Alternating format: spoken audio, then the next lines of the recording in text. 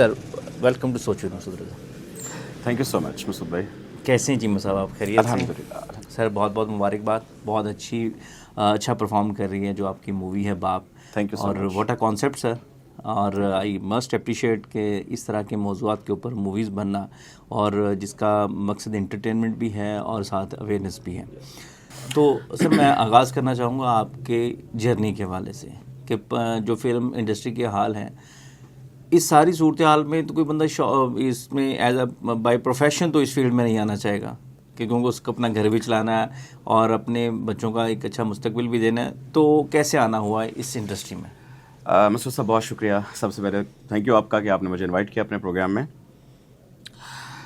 मसूद भाई, नए लोग तो नहीं आएंगे इस प्रोफेशन में जी, चूँकि बिजनेस फिल्म इंडस्ट्री का है वो बिल्कुल ज़ीरो है। बिल्कुल ऐसे। लेकिन हमारी मजबूरी ये है, जैसे एक जिंदा इंसान के जिस्म में खून दौड़ता है ना, जी, हमारी रगों में फिल्म का जुनून दौड़ता है।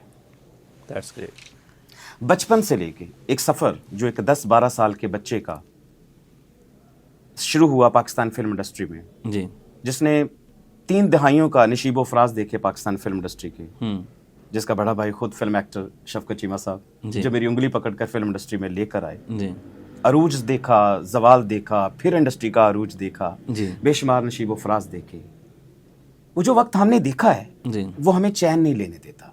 हम्म, वो वक्ती, वो जो दौर, वो अरूज, वो जो इंडस्ट्री का ज़माना था खुशहाली का, वो हमें टिकने नहीं देता। वो हमें मजबूर करता है कि करो, एफर्ट्स करो।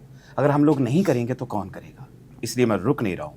जी। मेरा ये सफ़र एज ए डायरेक्टर पहली फिल्म जियो सर उठा के से स्टार्ट हुआ। जी, जियो सर उठा के से पहले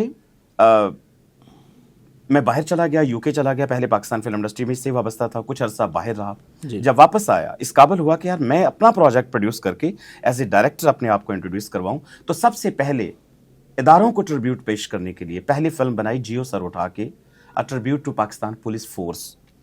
चूंकि महकमे में, अदारों में कुछ लोग तो गलत हो सकते हैं, पूरा अदारा पूरा गलत इदारा नहीं हो गलत सकता। नहीं हो सकता। तो इसलिए पहली फिल्म जियो सर उठा के जब वो फिल्म लगी तो तमाम जो फिल्म इंडस्ट्री के जो क्रिटिसाइज करने वाले नाकदीन या डायरेक्टर्स, इंडस्ट्री से वाबस्ता अफराद, लोगों ने कहा यार he is a good director.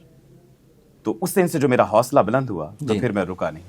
तो सर सफर उसका चलता रहा। क्या कॉन्सेप्ट था उसका, जियो सर उठा के, और क्या मोटिवेशन थी? क्योंकि आपकी जितनी मूवीज़ हैं, वो दौड़ हो, वो ये वाली हो, ये बाप मूवी हो, उन सब में हम वो सारी एक थीम बेस्ड आती हैं जिसमें एक सोशल मैसेज कहीं ना कहीं छुपा होता है, और उसी के ऊपर मूवी बनाई जाती है। और इस साथ में एक और ज़मीनी क्वेश्चन करना चाहूँगा, इस कमर्शियल दौर में जब यानी कि प्रोड्यूसर या डायरेक्टर जब भी कोई कॉन्सेप्ट आती है, स्टोरी सामने आती है, तो वो सबसे पहले उसका कमर्शियल एस्पेक्ट देखता है। और हमें पता है कि जो सोशल इश्यूज़ बेस्ड स्टोरीज़ होती हैं या मैसेज बेस्ड स्टोरीज़ होती हैं, उनको उस तरह से कमर्शियल बेनिफिट्स हासिल नहीं होते।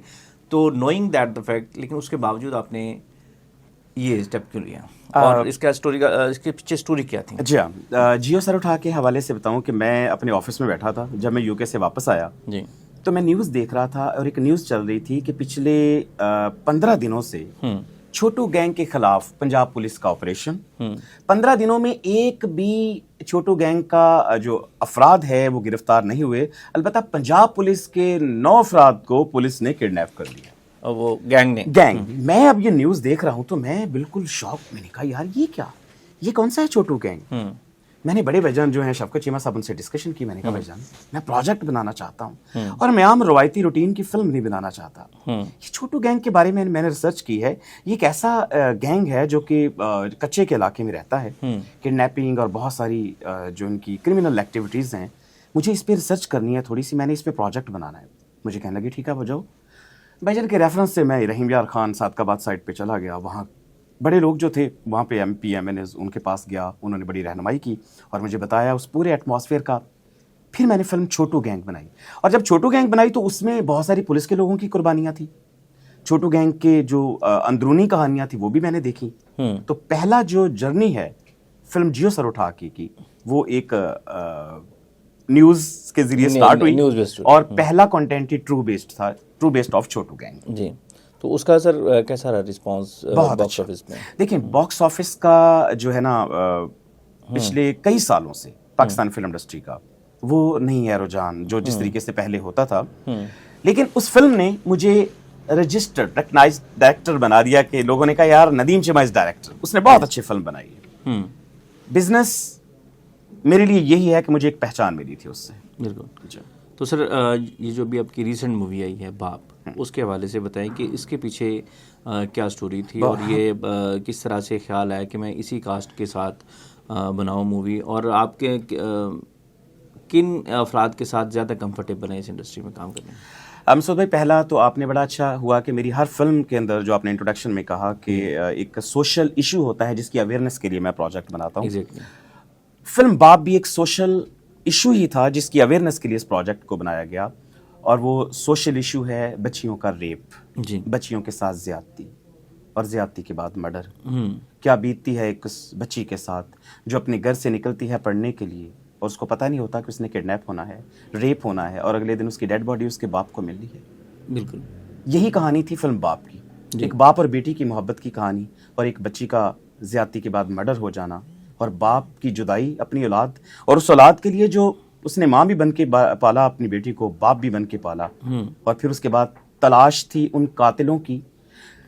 मैसेज दूसरा ये था कि एक तो रेप के अगेंस्ट ये फिल्म थी, दूसरा इनफरादी तौर पर हर इंसान को अपने माशरे में इर्द गिर्द निगाह दौड़ानी है कि कौन से ऐसे लोग हैं, ऐसे किरदार हैं जिनकी नज़रों में हया नहीं है, उन लोगों को नज़र में रखना है।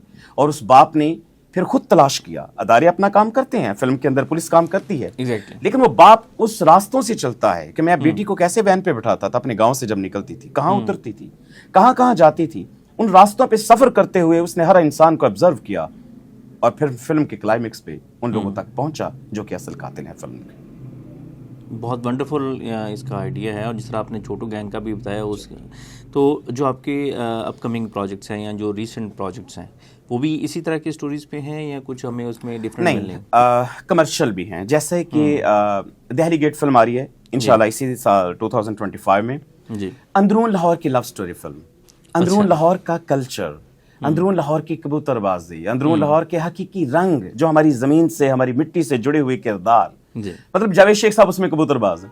अच्छा।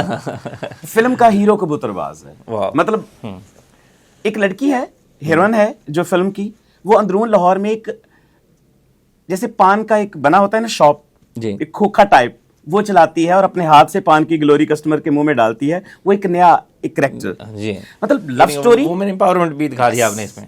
दहली गेट फिल्म का टाइटल है द किंगडम ऑफ लव, मोहब्बत की सल्तनत है दहली गेट। तो इस शहर वैसे भी बिल्कुल ऐसा। और ये इस शहर की तो क्या ही बात है कि जो आता है फिर यहीं का होकर रह जाता है। बेशक बेशक ऐसा ही। तो दूसरा जो आपका प्रोजेक्ट है छत्तीसगढ़। हाँ यस, छत्तीसगढ़ भी एक, चूंकि मेरा हर जॉनरा डिफरेंट होता है, हर फिल्म का स्टाइल डिफरेंट होता है।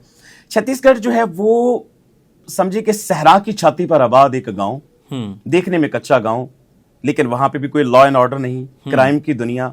उसकी स्लोगन लाइन है the story of love on the land of crime, जुर्म की जमीन पर मोहब्बत की दास्तान। वाह। तो वो भी, उसमें भी क्रिमिनल एक्टिविटीज दिखाई गई हैं, लेकिन अंदर फिल्म के अंदर लव स्टोरी है कि क्राइम में मोहब्बत ने जन्म लिया है उस फिल्म के अंदर भी। अच्छा, तो अब आते हैं इंडस्ट्री के ज़वाल और अरूज की तरफ। तो जब आपसे पहली दफ़ा शनासाई हुई फिल्म इंडस्ट्री से, कौन सा दौर था वो? 1988, 10 साल 12 साल का एक बच्चा।